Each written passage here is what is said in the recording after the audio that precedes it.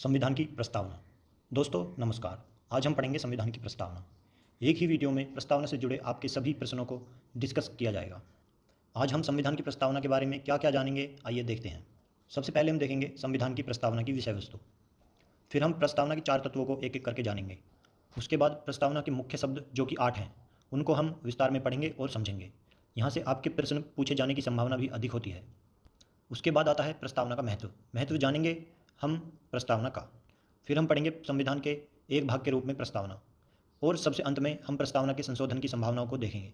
तो चलिए exam contents को सब्सक्राइब करते हुए बढ़ते हैं वीडियो में आगे। देखिए, सर्वप्रथम अमेरिकी संविधान में प्रस्तावना को सम्मिलित किया गया था। अर्थात अगर इस पृथ्वी पर जो सबसे पहले प्रस्तावना को सम्मिलित किया गया था कहीं संविधान में, तो वो अमेरिका है, अमेरिका के संविधान है। उसके बाद अन्य देशों ने इसको अपनाया, जिनमें हमारा भारत भी शामिल है। प्रस्तावना संविधान का परिचय कह लीजिए उसको आप, या फिर उसकी भूमिका कह लीजिए। अर्थात प्रस्तावना जो है वो संविधान की परिचय है और भूमिका है। इसमें संविधान का सार निहित होता है। N.A. पालिकीवाला ने प्रस्तावना को संविधान का परिचय पत्र भी कहा है। अर्थात इससे हमें प्रस्तावना से संविधान का परिचय प्राप्त होता है। जो हमारे भारतीय संविधान की प्रस्तावना है, वह जो पंडित नेहरू थे उनके द्वारा, और उन्होंने जो उद्देश्य प्रस्ताव बनाया था संविधान सभा के लिए, उस पर आधारित है हमारे संविधान की प्रस्तावना। इसे 42वें संविधान संशोधन अधिनियम 1976 द्वारा संशोधित किया गया था, और 42वें ही संविधान संशोधन के द्वारा इसमें समाजवादी, धर्मनिरपेक्ष और अखंडता शब्द सम्मिलित किए गए। तो ये थे कुछ संविधान की प्रस्तावना से जुड़े कुछ प्रमुख तथ्य। और आइए अब हम चलते हैं संविधान की प्रस्तावना की विषय वस्तु की ओर। प्रस्तावना की विषय वस्तु में जो वर्तमान में प्रस्तावना का स्वरूप है, मैं आपको उसे पढ़कर सुना देता हूँ। देखिए, हम भारत के लोग भारत को एक संपूर्ण प्रभुत्व संपन्न समाजवादी, धर्मनिरपेक्ष, लोकतांत्रिक गणराज्य बनाने के लिए और इसके समस्त नागरिकों को सामाजिक, आर्थिक और राजनीतिक न्याय, विचार, अभिव्यक्ति, धर्म, विश्वास व उपासना की स्वतंत्रता, प्रतिष्ठा और अवसर की समता प्राप्त कराने के लिए तथा व्यक्ति की गरिमा और राष्ट्र की एकता तथा अखंडता सुनिश्चित करने वाला बंधुत्व बढ़ाने के लिए दृढ़ संकल्पित होकर अपनी इस संविधान सभा में आज दिनांक 26 नवंबर 1949 को एतद द्वारा इस संविधान को अंगीकृत, अधिनियमित और आत्मार्पित करते हैं। ये थी संविधान की प्रस्तावना की विषय वस्तु, जो आपने वर्तमान स्वरूप में प्रस्तावना को देखा। आइए अब जानते हैं प्रस्तावना के तत्व। प्रस्तावना में 4 मूल तत्व हैं। नंबर 1 संविधान के अधिकार का स्रोत, नंबर 2 भारत की प्रकृति, नंबर 3 संविधान के उद्देश्य, नंबर 4 संविधान लागू होने की तिथि। इन तत्वों को एक एक करके हम थोड़ा डिटेल में जान लेते हैं। देखिए, नंबर 1 पर संविधान के अधिकार का स्रोत। प्रस्तावना कहती है कि संविधान भारत के लोगों से शक्ति अधिग्रहित करता है। नंबर 2 भारत की प्रकृति। यह घोषणा करती है कि भारत एक संप्रभु, समाजवादी, धर्मनिरपेक्ष, लोकतांत्रिक व गणतांत्रिक राज्य व्यवस्था वाला देश है। नंबर 3 संविधान के उद्देश्य। इसके अनुसार न्याय, स्वतंत्रता, समता तथा बंधुत्व संविधान के उद्देश्य हैं। नंबर 4 संविधान लागू होने की तिथि। यह 26 नवंबर 1949 की तिथि का उल्लेख करती है। अर्थात 26 नवंबर 1949 को संविधान लागू हुआ। अब हम जानेंगे प्रस्तावना के 9 मुख्य शब्द। पहले मैं आपको इन सभी 9 शब्दों के नाम बता देता हूँ। इसमें नंबर 1 पर है संप्रभुता, नंबर 2 पर है समाजवादी, नंबर 3 है धर्मनिरपेक्ष, नंबर 4 लोकतांत्रिक, नंबर 5 गणतंत्र, नंबर 6 न्याय, नंबर 7 स्वतंत्रता, नंबर 8 समता और नंबर 9 बंधुत्व। इनके एक एक को हम विस्तार में जानेंगे। तो आइए शुरू करते हैं नंबर 1 से, संप्रभुता।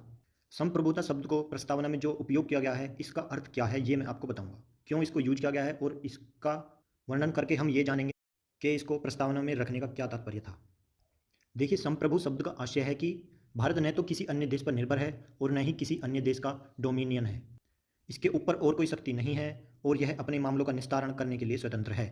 अर्थात सीधे शब्दों में कहा जाए तो भारत एक आत्मनिर्भर देश है। ठीक है, संप्रभुता का मतलब हम आत्मनिर्भर हैं, हम किसी के ऊपर निर्भर नहीं हैं, ना ही हम किसी अन्य देश का डोमिनियन है, और ना ही कोई शक्ति ऐसी है जो हमसे ऊपर है, और ये अपने जो इसके मामले हैं उनको भी ये अपने आप ही स्वतंत्र रूप से निपटा सकता है। 1949 में भारत ने राष्ट्रमंडल की सदस्यता स्वीकार करते हुए ब्रिटेन को इसका प्रमुख माना था, तथा संविधान से अलग यह घोषणा किसी भी तरह से भारतीय संप्रभुता को प्रभावित नहीं करती है। इसी प्रकार भारत की संयुक्त राष्ट्र में सदस्यता उसकी संप्रभुता को किसी मायने में सीमित नहीं करती है। एक संप्रभु राज्य होने के नाते भारत किसी विदेशी सीमा अधिग्रहण अथवा किसी अन्य देश के पक्ष में अपनी सीमा के किसी हिस्से पर से दावा छोड़ सकता है। तो ये था संविधान की प्रस्तावना में संप्रभुता का तात्पर्य। अब हम नंबर 2 पर समाजवादी के बारे में जानेंगे। समाजवादी शब्द का जो प्रयोग हुआ है प्रस्तावना में, उसका क्या तात्पर्य है, उसका क्या अर्थ है। वर्ष 1976 के 42वें संविधान संशोधन से पहले भी भारत के संविधान में नीति निर्देशक सिद्धांतों के रूप में समाजवादी लक्षण मौजूद थे। दूसरे शब्दों में, जो बात पहले संविधान में अंतर्निहित थी उसे स्पष्ट रूप से जोड़ दिया गया, और फिर कांग्रेस पार्टी ने समाजवादी स्वरूप को स्थापित करने के लिए 1955 में अवाड़ी सत्र में एक प्रस्ताव पारित कर उसके अनुसार कार्य किया। यह बात ध्यान देने योग्य है कि भारतीय समाजवाद लोकतांत्रिक समाजवाद है, न कि समाजवादी समाजवाद, जिसे राज्याश्रित समाजवाद भी कहा जाता है। इसमें उत्पादन और विवरण के सभी साधनों का राष्ट्रीयकरण और निजी संपत्ति का उन्मूलन शामिल है। लोकतांत्रिक समाजवाद मिश्रित अर्थव्यवस्था में आस्था रखता है, जहाँ सार्वजनिक व निजी क्षेत्र साथ साथ मौजूद रहते हैं। जैसा कि सर्वोच्च न्यायालय कहता है, लोकतांत्रिक समाजवाद का उद्देश्य गरीबी, उपेक्षा, बीमारी व अवसर की असमानता को समाप्त करना है। भारतीय समाजवाद मार्क्सवाद और गांधीवाद का मिला-जुला रूप है, जिसमें गांधीवादी समाजवाद की ओर ज़्यादा झुकाव है। उदारीकरण, निजीकरण एवं वैश्वीकरण की नई आर्थिक नीति 1991 ने हालांकि भारत के समाजवादी प्रतिरूप को थोड़ा लचीला बनाया है। आइए अब हम नंबर 3 पर प्रस्तावना में जो धर्मनिरपेक्ष शब्द का प्रयोग किया गया है उसका तात्पर्य जान लेते हैं। देखिए, धर्मनिरपेक्ष शब्द को भी 42वें संविधान संशोधन अधिनियम 1976 द्वारा जोड़ा गया था। जैसा कि उच्चतम न्यायालय ने भी 1974 में कहा था, यद्यपि धर्मनिरपेक्ष राज्य शब्द का स्पष्ट रूप से संविधान में उल्लेख नहीं किया गया था, तथापि इसमें कोई संदेह नहीं है कि संविधान के निर्माता ऐसे ही राज्य की स्थापना करना चाहते थे। इसलिए संविधान में अनुच्छेद 25 से 28 धार्मिक स्वतंत्रता का अधिकार जोड़े गए। भारतीय संविधान में धर्मनिरपेक्षता की सभी अवधारणाएं विद्यमान हैं, अर्थात हमारे देश में सभी धर्म समान हैं और उन्हें सरकार का समान समर्थन प्राप्त है। ये था प्रस्तावना में धर्मनिरपेक्ष शब्द का तात्पर्य प्रस्तावना में। ठीक है, अब हम देखेंगे नंबर 4 पर जो लोकतांत्रिक शब्द का प्रयोग किया गया है प्रस्तावना में, उसका क्या तात्पर्य है। देखिए, संविधान की प्रस्तावना में एक लोकतांत्रिक राज्य व्यवस्था की परिकल्पना की गई है। यह प्रचलित संप्रभुता के सिद्धांत पर आधारित है, अर्थात सर्वोच्च शक्ति जनता के हाथ में हो। इसका अर्थ ये है, लोकतंत्र दो प्रकार का होता है, प्रत्यक्ष व अप्रत्यक्ष। प्रत्यक्ष लोकतंत्र में लोग अपनी शक्ति का इस्तेमाल प्रत्यक्ष रूप से करते हैं, जैसे स्विट्जरलैंड में। प्रत्यक्ष लोकतंत्र के 4 प्रमुख औजार हैं। इनके नाम हैं परिप्रेक्ष्य, पहल, प्रत्यावर्तन या प्रत्याशी को वापस बुलाना, तथा जनमत संग्रह। दूसरी ओर अप्रत्यक्ष लोकतंत्र में लोगों द्वारा चुने गए प्रतिनिधि सर्वोच्च शक्ति का इस्तेमाल करते हुए और सरकार चलाते हुए कानूनों का निर्माण करते हैं। इस प्रकार के लोकतंत्र को प्रतिनिधि लोकतंत्र भी कहा जाता है। यह 2 प्रकार का होता है, संसदीय और राष्ट्रपति के अधीन। भारतीय संविधान में प्रतिनिधि संसदीय लोकतंत्र की व्यवस्था है। इसमें कार्यकारिणी अपनी सभी नीतियों और कार्यों के लिए विधायिका के प्रति जवाबदेह है। वयस्क मताधिकार, सामयिक चुनाव, कानून की सर्वोच्चता, न्यायपालिका की स्वतंत्रता व भेदभाव का अभाव भारतीय राज्य व्यवस्था के लोकतांत्रिक लक्षण के स्वरूप हैं। संविधान की प्रस्तावना में लोकतांत्रिक शब्द का इस्तेमाल वृद्ध रूप में किया गया है, जिसमें न केवल राजनीतिक लोकतांत्रिक बल्कि सामाजिक व आर्थिक लोकतंत्र को भी शामिल किया गया है। इस आयाम पर डॉक्टर अंबेडकर ने 25 नवंबर 1949 को संविधान सभा में दिए गए अपने समापन भाषण में विशेष बल देते हुए कहा था कि राजनीतिक लोकतंत्र तब तक स्थायी नहीं बन सकता जब तक कि उसके मूल में सामाजिक लोकतंत्र नहीं हो। सामाजिक लोकतंत्र का क्या अर्थ है? इसका अर्थ है वह जीवन शैली जो स्वाधीनता, समानता तथा भ्रातृत्व को मान्यता देती हो। स्वाधीनता, समानता और भ्रातृत्व के सिद्धांतों को अलग से एक त्रयी के रूप में नहीं देखा जाना चाहिए। ये आपस में मिलकर एक त्रयी की रचना इस अर्थ में करते हैं कि यदि इनमें से एक को भी अलग कर दिया जाए तो लोकतंत्र का उद्देश्य ही पराजित हो जाता है। स्वाधीनता को समानता से अलग नहीं किया जा सकता और समानता को स्वाधीनता से अलग नहीं किया जा सकता। उसी प्रकार स्वाधीनता को समानता और भ्रातृत्व या बंधुत्व से भी अलग नहीं किया जा सकता है। समानता के अभाव में स्वाधीनता से कुछ का आधिपत्य अनेक पर स्थापित होने की स्थिति बनेगी। समानता बिना स्वाधीनता के व्यक्ति पहल अथवा उद्यम को समाप्त कर देगी। इसी संदर्भ में सर्वोच्च न्यायालय ने 1997 में व्यवस्था दी कि संविधान एक महत्वपूर्ण सामाजिक व्यवस्था की स्थापना का लक्ष्य रखता है, जिसके प्रत्येक नागरिकों को भारत गणराज्य के सामाजिक एवं आर्थिक लोकतंत्र में सामाजिक, आर्थिक और राजनैतिक न्याय प्रदान किया जा सके। ये था संविधान की प्रस्तावना में लोकतांत्रिक शब्द का तात्पर्य। आइए अब हम देखते हैं नंबर 5 पर जो प्रस्तावना में गणतंत्र शब्द का प्रयोग किया गया है उसका क्या तात्पर्य है। देखिए, एक लोकतांत्रिक राज्य व्यवस्था को 2 वर्गों में बांटा जा सकता है। नंबर 1 राजशाही, नंबर 2 गणतंत्र। राजशाही व्यवस्था में राज्य का प्रमुख आमतौर पर राजा या रानी उत्तराधिकारिता के माध्यम से पद पर आसीन होता है, जैसा कि ब्रिटेन में। वहीं गणतंत्र में राज्य प्रमुख हमेशा प्रत्यक्ष अथवा अप्रत्यक्ष रूप से एक निश्चित समय के लिए चुनकर आता है, जैसा कि अमेरिका में। इसीलिए भारतीय संविधान की प्रस्तावना में गणतंत्र का अर्थ यह है कि भारत का प्रमुख अर्थात राष्ट्रपति चुनाव के जरिए सत्ता में आता है। उसका चुनाव 5 वर्ष के लिए अप्रत्यक्ष रूप से किया जाता है। गणतंत्र के अर्थ में 2 और बातें शामिल हैं। पहली यह कि राजनीतिक संप्रभुता किसी एक व्यक्ति जैसे राजा के हाथों में होने की बजाय लोगों के हाथ में होती है, और दूसरी किसी भी विशेषाधिकार प्राप्त वर्ग की अनुपस्थिति। इसीलिए हर सार्वजनिक कार्यालय बगैर किसी भेदभाव के प्रत्येक नागरिक के लिए खुला होगा। ये था नंबर 5 जो आपका गणतंत्र है उसका तात्पर्य क्या है प्रस्तावना में, या उसका क्या अर्थ निकलता है। नंबर 6 जो संविधान की प्रस्तावना में न्याय शब्द का प्रयोग किया गया है उसका क्या अर्थ है, आइए जानते हैं। प्रस्तावना में न्याय 3 विभिन्न रूपों में शामिल है, सामाजिक, आर्थिक व राजनीतिक। इनकी सुरक्षा मौलिक अधिकार व नीति निर्देशक सिद्धांतों के विभिन्न उपबंधों के जरिए की जाती है। सामाजिक न्याय का अर्थ है हर व्यक्ति के साथ जाति, रंग, धर्म, लिंग के आधार पर बिना भेदभाव किए समान व्यवहार। ठीक है, इसका मतलब है समाज में किसी वर्ग विशेष के लिए विशेषाधिकारों की अनुपस्थिति और अनुसूचित जाति, जनजाति, अन्य पिछड़े वर्ग तथा महिलाओं की स्थिति में सुधार। आर्थिक न्याय का अर्थ है कि आर्थिक कारणों के आधार पर किसी भी व्यक्ति से भेदभाव नहीं किया जाएगा। इसमें संपदा, आय व संपत्ति की असमानता को दूर करना भी शामिल है। सामाजिक न्याय और आर्थिक न्याय का मिला-जुला रूप अनुपाती न्याय को परिलक्षित करता है। राजनीतिक न्याय का अर्थ है कि हर व्यक्ति को समान राजनीतिक अधिकार प्राप्त होंगे, चाहे वो राजनीतिक दफ्तरों में प्रवेश की बात हो अथवा अपनी बात सरकार तक पहुंचाने का अधिकार। सामाजिक, आर्थिक व राजनीतिक न्याय के इन तत्वों को 1917 की रूसी क्रांति से लिया गया है। ये था गणतंत्र का तात्पर्य संविधान की प्रस्तावना में। आइए अब हम देखते हैं नंबर 7 पर जो स्वतंत्रता शब्द का प्रयोग किया गया है संविधान की प्रस्तावना में, उसका क्या अर्थ है। स्वतंत्रता का अर्थ है लोगों की गतिविधियों पर किसी प्रकार की रोक टोक की अनुपस्थिति तथा साथ ही व्यक्ति के विकास के लिए अवसर प्रदान करना। प्रस्तावना हर व्यक्ति के लिए मौलिक अधिकारों के जरिए अभिव्यक्ति, विश्वास, धर्म और उपासना की स्वतंत्रता सुरक्षित करती है। इनके हनन के मामले में कानून का दरवाजा खटखटाया जा सकता है। जैसा कि प्रस्तावना में कहा गया है कि भारतीय लोकतांत्रिक व्यवस्था को सफलतापूर्वक चलाने के लिए स्वतंत्रता परम आवश्यक है। हालांकि स्वतंत्रता का अभिप्राय यह नहीं है कि हर व्यक्ति को कुछ भी करने का लाइसेंस मिल गया हो। स्वतंत्रता के अधिकार का इस्तेमाल संविधान में लिखी सीमाओं के भीतर भी किया जा सकता है। संक्षेप में कहा जाए तो प्रस्तावना में प्रदत्त स्वतंत्रता एवं मौलिक अधिकार शर्त रहित नहीं है।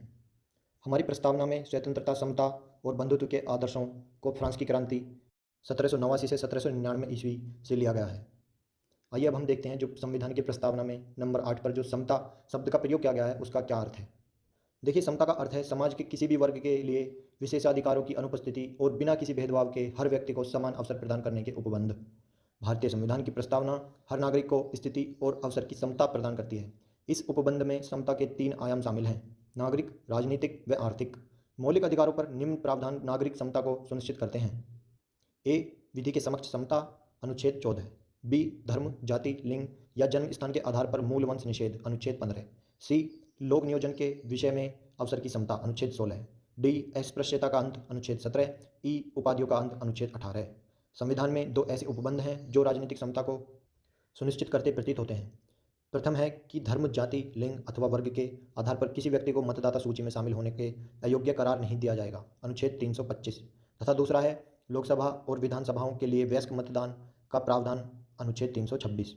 राज्य के नीति निर्देशक सिद्धांत, अनुच्छेद 39, महिला तथा पुरुष को जीवन यापन के लिए पर्याप्त साधन और समान काम के लिए समान वेतन के अधिकार को सुनिश्चित करते हैं या सुरक्षित करते हैं। आइए अब देखते हैं नंबर 9 पर जो बंधुत्व शब्द का प्रयोग किया गया है, इसका क्या अर्थ है संविधान की प्रस्तावना में। बंधुत्व का अर्थ है भाईचारे की भावना। संविधान एकल नागरिकता के एक तंत्र के माध्यम से भाईचारे की भावना को प्रोत्साहित करता है।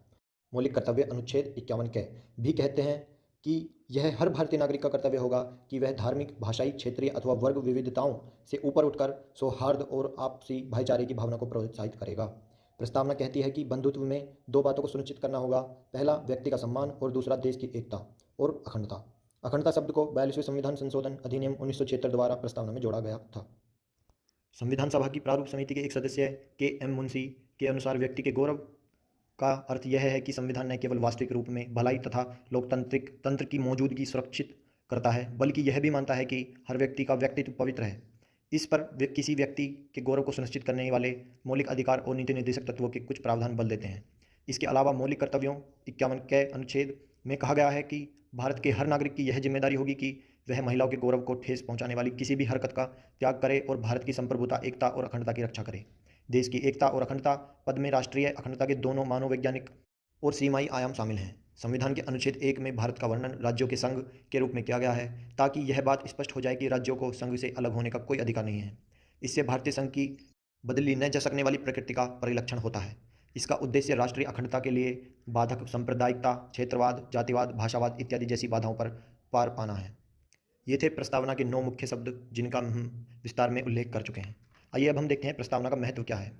देखिए, प्रस्तावना का महत्व प्रस्तावना में उस आधारभूत दर्शन और राजनीतिक, धार्मिक व नैतिक मौलिक मूल्यों का उल्लेख है जो हमारे संविधान के आधार हैं। इसमें संविधान सभा की महान और आदर्श सोच उल्लिखित है। इसके अलावा यह संविधान की नींव रखने वाले के सपनों और अभिलाषाओं का परिलक्षण करती है। संविधान निर्माण में महत्वपूर्ण भूमिका निभाने वाले संविधान सभा के अध्यक्ष सर अल्लादी कृष्ण स्वामी अय्यर के शब्दों में संविधान की प्रस्तावना हमारे दीर्घकालिक सपनों का एक विचार है। संविधान सभा की प्रारूप समिति के सदस्य के.एम. मुंशी के अनुसार प्रस्तावना हमारी संप्रभु लोकतांत्रिक गणराज्य का भविष्यकाल है। संविधान सभा के एक अन्य सदस्य पंडित ठाकुरदास भार्गव ने संविधान की प्रस्तावना के संबंध में कहा है कि प्रस्तावना संविधान का सबसे सम्मानित भाग है। यह संविधान की आत्मा है, यह संविधान की कुंजी है, यह संविधान का आभूषण है। यह एक उचित स्थान है जहाँ से कोई भी संविधान का मूल्यांकन कर सकता है। सुप्रसिद्ध अंग्रेज राजनीति शास्त्री सर अर्नेस्ट बारकर संविधान की प्रस्तावना लिखने वाले को राजनीतिक बुद्धिजीवी कहकर अपना सम्मान देते हैं। वह प्रस्तावना को संविधान का कुंजी नोट कहते हैं। वह प्रस्तावना के पाठ से इतने प्रभावित थे कि उन्होंने अपनी प्रसिद्ध पुस्तक principle of social and political theory की शुरुआत में इसका उल्लेख किया है। भारत के पूर्व मुख्य न्यायाधीश एम हिदायतुल्लाह मानते हैं कि प्रस्तावना अमेरिका की स्वतंत्रता की घोषणा के समान है, लेकिन यह एक घोषणा से भी ज़्यादा है। यह हमारे संविधान की आत्मा है, जिसमें हमारे राजनीतिक समाज के तौर तरीकों को दर्शाया गया है। इसमें गंभीर संकल्प शामिल हैं जिन्हें एक क्रांति ही परिवर्तित कर सकती है। ये था प्रस्तावना का महत्व। अब हम जानेंगे संविधान के एक भाग के रूप में प्रस्तावना। देखिए, प्रस्तावना को लेकर एक विवाद रहता है कि क्या यह संविधान का एक भाग है या नहीं। बेरुवाड़ी संघ मामले 1960 में उच्चतम न्यायालय ने कहा कि प्रस्तावना संविधान में निहित सामान्य प्रयोजनों को दर्शाता है और इसीलिए संविधान निर्माताओं के मस्तिष्क के लिए एक कुंजी है। इसके अतिरिक्त अनुच्छेद में प्रयोग की गई व्यवस्थाओं के अनेक अर्थ निकलते हैं। इस व्यवस्था के उद्देश्य को प्रस्तावना में शामिल किया गया है। प्रस्तावना की विशेषता को स्वीकार करने के लिए इस उद्देश्य के बारे में व्याख्या करते हुए उच्चतम न्यायालय ने कहा कि प्रस्तावना संविधान का भाग नहीं है। केशवानंद भारती मामले 1973 में उच्चतम न्यायालय ने पूर्व व्याख्या को अस्वीकार कर दिया और यह व्यवस्था दी कि प्रस्तावना संविधान का एक भाग है। यह महसूस किया गया कि प्रस्तावना संविधान का अति महत्वपूर्ण हिस्सा है और संविधान की प्रस्तावना में उल्लिखित महान विचारों को ध्यान में रखकर संविधान का अध्ययन किया जाना चाहिए। LIC ऑफ इंडिया मामले 1995 में भी पुनः उच्चतम न्यायालय ने व्यवस्था दी कि प्रस्तावना संविधान का आंतरिक हिस्सा है। संविधान के अन्य भागों की तरह ही संविधान सभा ने प्रस्तावना को भी बनाया, परंतु तब जबकि अन्य भाग पहले से ही बनाए जा चुके थे। प्रस्तावना को अंत में शामिल किया जाने का कारण यह था कि इसे सभा द्वारा स्वीकार किया गया। जब प्रस्तावना पर मत व्यक्त किया जाने लगा तो संविधान सभा के अध्यक्ष ने कहा, प्रश्न यह है कि क्या प्रस्तावना संविधान का भाग है। इस प्रस्ताव को तब स्वीकार किया गया, लेकिन उच्चतम न्यायालय द्वारा वर्तमान मत दिए जाने के बाद कि प्रस्तावना संविधान का भाग है, यह संविधान के जनकों के मत से साम्यता रखता है। इससे संबंधित दो तथ्य उल्लेखनीय हैं। नंबर 1, प्रस्तावना न तो विधायिका की शक्ति का स्रोत है और न ही इसकी शक्तियों पर प्रतिबंध लगाने वाला। नंबर 2, यह गैर न्यायिक है, अर्थात इसकी व्यवस्थाओं को न्यायालय में चुनौती नहीं दी जा सकती है। आइए अंत में हम जान लेते हैं कि प्रस्तावना में जो संशोधन की संभावना है वो क्या है। क्या प्रस्तावना में संविधान की धारा 368 के तहत संशोधन किया जा सकता है? यह प्रश्न पहली बार ऐतिहासिक केस केशवानंद भारती मामले 1973 में उठा। यह विचार सामने आया कि इसमें संशोधन नहीं किया जा सकता क्योंकि यह संविधान का भाग नहीं है। याचिकाकर्ता ने कहा कि अनुच्छेद 368 के जरिए संविधान के मूल तत्व व मूल विशेषताओं जो कि प्रस्तावना में उल्लिखित हैं को ध्वस्त करने वाला संशोधन नहीं किया जा सकता। हालांकि उच्चतम न्यायालय ने व्यवस्था दी कि प्रस्तावना संविधान का एक भाग है। न्यायालय ने अपना यह मत बेरुवाड़ी संघ 1960 के तहत दिया और कहा कि पूर्व में इस केस में संदर्भित निर्णय गलत था और कहा कि प्रस्तावना को संशोधित किया जा सकता है बशर्ते मूल विशेषताओं में संशोधन नहीं किया जाए। दूसरे शब्दों में न्यायालय ने व्यवस्था दी कि प्रस्तावना में निहित मूल विशेषताओं को अनुच्छेद 368 के तहत संशोधन नहीं किया जा सकता। अब तक प्रस्तावना को केवल एक बार 42वें संविधान संशोधन अधिनियम 1976 के तहत संशोधित किया गया है। इसके जरिए इसमें 3 नए शब्दों को जोड़ा गया था, समाजवादी, धर्मनिरपेक्ष एवं अखंडता। इस संशोधन को वैध ठहराया गया। तो ये था संविधान की प्रस्तावना का विस्तार में वर्णन। आपको ये कैसा लगा मुझे कमेंट करके जरूर बताइएगा। वीडियो आपको अच्छा लगा हो तो लाइक कीजिएगा, अपने दोस्तों और भाइयों को शेयर कीजिएगा। अगर आप मेरे चैनल एग्जाम कंटेंट्स पर नए हैं या अभी तक आपने सब्सक्राइब नहीं किया है तो चैनल एग्जाम कंटेंट्स को सब्सक्राइब कीजिए और बेल आइकन को ऑन भी कर लीजिए, जिससे आपको मेरी नेक्स्ट वीडियो की नोटिफिकेशन टाइम पर मिल जाया करेगी। और यदि